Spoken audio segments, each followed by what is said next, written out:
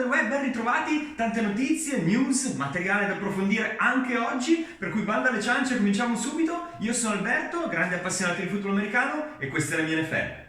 La notizia bomba è arrivata nella notte tra domenica e lunedì e riguarda Tom Brady. Tom Brady, il giocatore probabilmente più forte di tutti i tempi, che appena 40 giorni fa aveva annunciato il ritiro. Appena 40 giorni fa, in realtà, a poco più di un mese di distanza da quell'evento, apparentemente tutto da rifare. Tutto da rifare. Tom Brady ha recentemente dichiarato che in realtà il suo posto è ancora in campo, è ancora con i suoi compagni delle ultime 2 stagioni, quindi dei Tampa Bay Buccaneers, e che quindi quella del ritiro è un qualcosa che evidentemente, se mai dovrà accadere, ed evidentemente prima o poi accadrà in un prossimo futuro. Che cosa sarà successo in questi 40 giorni? Tom Brady, che nel frattempo lo abbiamo visto, ve l'avevo raccontato anche nel video della scorsa settimana, ha viaggiato un pochettino insieme al figliolo, è stato a Roma, è stato recentemente a Manchester, con cui si è fatto evidentemente anche una bella chiacchierata con Cristiano Ronaldo, l'abbiamo visto sulla sua pagina Twitter. Recentemente ha sostanzialmente ammesso che evidentemente il ritiro ancora non lo riguarda. Stiamo comunque parlando di un giocatore che, per quanto sicuramente non nel fiore degli anni, ha 44 anni e lo sappiamo che per un qualunque atleta professionista di qualunque sport si stia parlando, 44 anni è una bella età. Detto ciò, lui rimane anche attualmente uno dei quarterback più forti che ci sia in circolazione, se non il più forte, opinabile, sicuramente uno dei più forti, ok? Si sarà certamente confrontato con i membri della sua famiglia, con la moglie, Gisele Bündchen, con i figli. Evidentemente la passione per il football è ancora talmente forte da averlo richiamato in campo. Non si sa se magari, che non so, speculazione da parte mia, si potrà essere magari anche sentito un pochettino in colpa per aver lasciato i suoi compagni dei Tampa Bay Buccaneers letteralmente in mezzo a una strada da un giorno all'altro. Sicuramente evidentemente il richiamo del campo nel suo caso è stato troppo forte da vincere anche per un campione come Tom Brady, soprattutto per un campione come Tom Brady. Questo come influisce sul panorama NFL? Questo fa sì sostanzialmente che i Tampa Bay Buccaneers, che erano una squadra lì per affrontare sostanzialmente quello che sembrava un processo di ricostruzione ormai inevitabile, oppure c'era sempre una seconda opzione che era quella eventualmente di spendere dei bei soldini nel cercare di arrivare ad un quarterback di livello comparabile a quello di Tom Brady, in realtà Tampa Bay ad oggi di diritto è di nuovo una delle principali contenders della prossima stagione. Tom Brady non si ritira più. Il centro titolare, Ryan Jensen, che sembrava sul piede di partenza, in realtà non appena arrivata la notizia della conferma di Brady, ha rifirmato per altri 3 anni con Tampa Bay. Chris Godwin ha ricevuto il franchise tag. Lo stesso Rob Gronkowski sembrava effettivamente destinato a cambiare squadra oppure ritirarsi lui pure. In realtà anche adesso aumentano esponenzialmente le probabilità che lo stesso Rob Gronkowski possa fare la stessa mossa del compagno di merende Tom Brady e quindi ritornare almeno per un'altra stagione ai Tampa Bay Buccaneers. Insomma, la band sembrerebbe essere di nuovo insieme e Tampa Bay per il prossimo anno sarà una squadra assolutamente da tenere d'occhio. Un'altra notizia clamorosa che sarebbe stata senza dubbio la notizia di punta, non fosse altro che poi in realtà è arrivata quella su Tom Brady nel giro di una manciata di ore, è quella che riguarda Deshaun Watson.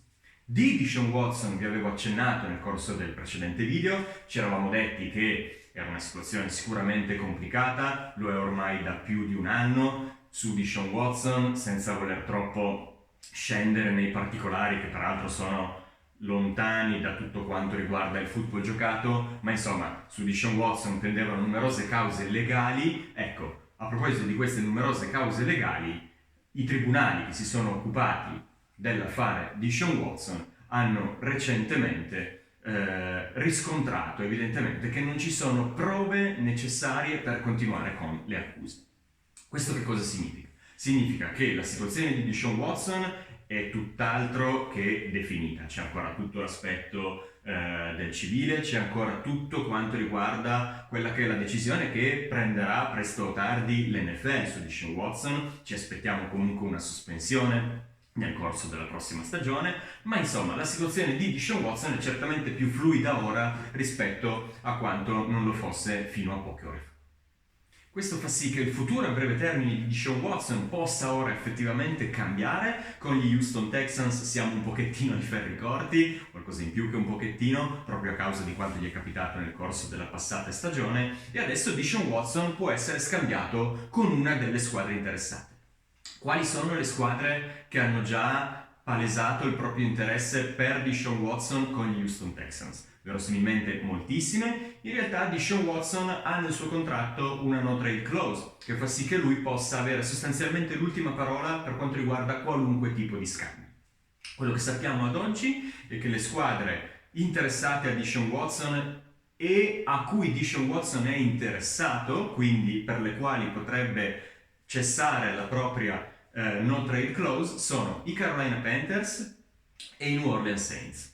Con i Carolina Panthers e i New Orleans Saints Deshaun Watson si incontrerà nelle prossime ore, nei prossimi giorni, e può essere che un accordo venga definito a questo punto tra gli Houston Texans e i Carolina Panthers o i New Orleans Saints già nei prossimi giorni. Sulla base di cosa?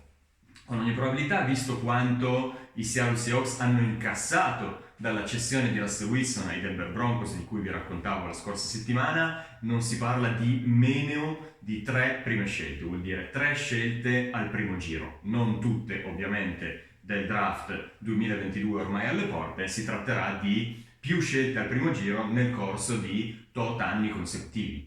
Ecco, questa è la base minima di trattativa per quanto riguarda gli Houston Texans. Lo hanno sempre ammesso, lo hanno sempre dichiarato, non si è mai sceso sotto questo tipo di richiesta.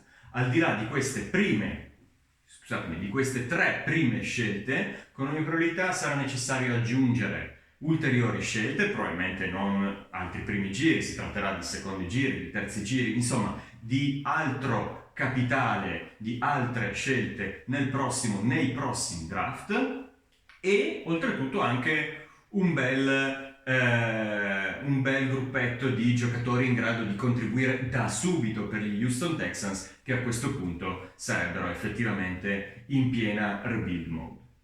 Vi terrò sicuramente aggiornati per quanto riguarda l'esito di questi incontri, l'esito degli incontri di Deshaun Watson con i Carolina Panthers e i New Orleans Saints. In realtà c'è una terza squadra interessata, che sono i Cleveland Browns. La situazione dei Cleveland Browns è un po' differente rispetto alle altre. Tanto per cominciare, Deshaun Watson non è ancora ufficialmente aperto all'eventualità di essere scambiato con i Cleveland Browns, per cui non sarà Deshaun Watson a volare a Cleveland per incontrarsi con i Browns, ma saranno i Browns a volare da Deshaun Watson per incontrarlo nel corso dei prossimi giorni. Insomma, avete capito che da questo punto di vista il risultato è fondamentalmente il medesimo. Perché la situazione di Cleveland allora è differente? Beh, perché Cleveland, a quarterback titolare, ha Baker Mayfield. Baker Mayfield è un quarterback di livello comunque medio-alto, molto condizionato dagli infortuni la passata stagione, e sicuramente per Baker Mayfield, che Cleveland chiamò con la prima scelta assoluta al draft appena 4 anni fa, sapere che la propria squadra si sta guardando altrove e cercando attivamente di arrivare a un giocatore come Deshaun Watson non è certamente la notizia migliore del mondo. Che cosa potrebbe accadere? 2 cose fondamentalmente.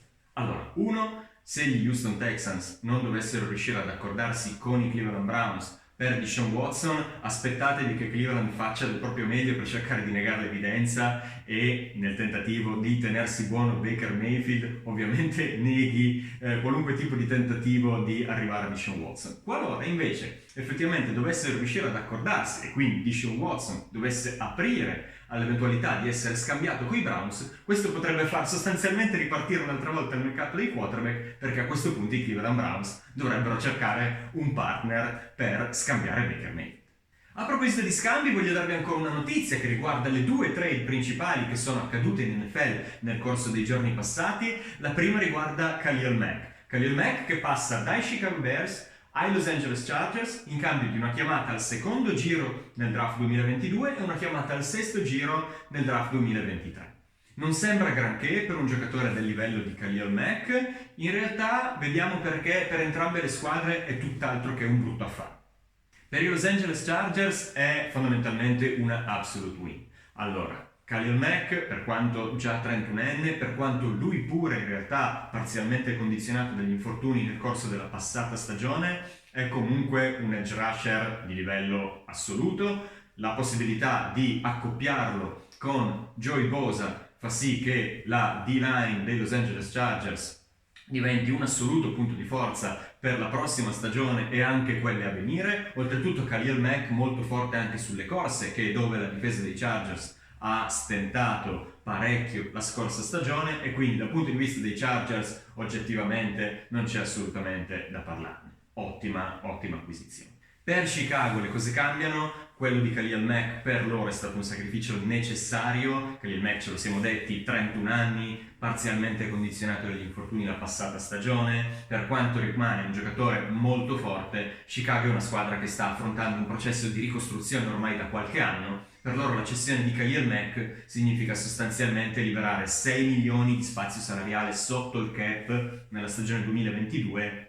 Effettivamente non sono moltissimi, ma aggiungetene 28 nella stagione 2023 ed altri 26 nella stagione 2024. Insomma, per i Chicago Bears avere così tanto spazio salariale, così tanto spazio di manovra nel corso delle prossime stagioni gli permetterebbe sostanzialmente di tornare, si spera per loro, competitivi nel giro di poco tempo. Questo ovviamente a patto che Justin Fields faccia il salto di qualità necessario. L'altra trade importante avvenuta nel corso del fine settimana è quella che ha visto i Dallas Cowboys spedire sostanzialmente Amari Cooper ai Cleveland Browns. Anche qua dobbiamo cercare di capire un attimino il perché di questa operazione, un'operazione relativamente di poco conto per quanto riguarda l'importanza delle scelte coinvolte. Amari Cooper si sposta ai Cleveland Browns in cambio di una chiamata al quinto giro nel draft 2022 e di uno scambio di seste scelte. Per i Cleveland Browns effettivamente la mossa è abbastanza facile da comprendere. Loro avevano necessità di sostituire Odell Beckham, un ricevitore partito destinazione Los Angeles Rams nel corso della passata stagione, per cui si era venuto a creare fondamentalmente un vuoto per i Cleveland Browns, un vuoto che ora è colmato da Amari Cooper, giocatore dal talento enorme. Quindi dal punto di vista dei Cleveland Browns l'operazione ha assolutamente senso. In realtà ce l'hai come anche dal punto di vista dei Dallas Cowboys. A proposito di soldi risparmiati, di milioni di dollari in realtà, non di 4 spiccioli risparmiati sotto il cap, ovviamente privandosi del contratto pesante di Amari Cooper, ben 60 milioni spalmati nel corso delle prossime 3 stagioni, i Dallas Cowboys liberano ben 16 milioni di spazio salariale sotto il cap per questa stagione. Questo permette ai Dallas Cowboys intanto di rifirmare i propri free agent. La firma di Michael Gallup, 5 anni, 62 milioni, è arrivata a distanza di pochissime ore dall'annuncio dello scambio di Amari Cooper, ma anche Dalton Schultz. Schultz, il tight end esploso nel corso della passata stagione, ha già ricevuto il franchise tag, potrebbe lui pure ricevere un'estensione del contratto nel giro di una manciata di giorni, ma anche Randy Gregory. Insomma, qualunque cosa facciano da qui alla fine della free agency, i Dallas Cowboys con questo tipo di operazione possono fare molto più mercato rispetto a quanto non sarebbero stati in grado di fare prima dello scambio di Amari Cooper. E anche per oggi abbiamo concluso. Queste erano le notizie più importanti degli ultimi giorni. Ci aspetta un periodo frenetico, pieno zeppo di notizie. Siamo ormai alle porte della free agency. Nel giro di pochissime ore verranno definiti ufficialmente i primi accordi tra i giocatori e le nuove squadre, per cui ovviamente ci sarà un video di riepilogo di quelle che saranno tutte le mosse più influenti, più importanti per quanto riguarda la stagione che verrà e non solo. Ovviamente io vi raccomando di iscrivervi al canale se il video vi è piaciuto, di lasciare un mi piace, di commentare qua sotto con tutti quelli che potrebbero essere i vostri dubbi riguardando le operazioni di cui vi ho raccontato o quelle che secondo voi potranno accadere durante la free agency nel giro di qualche ora. Io ovviamente cercherò di essere il più rapido possibile per rispondere ad ogni vostro tipo di perplessità. Per oggi abbiamo concluso e alla prossima.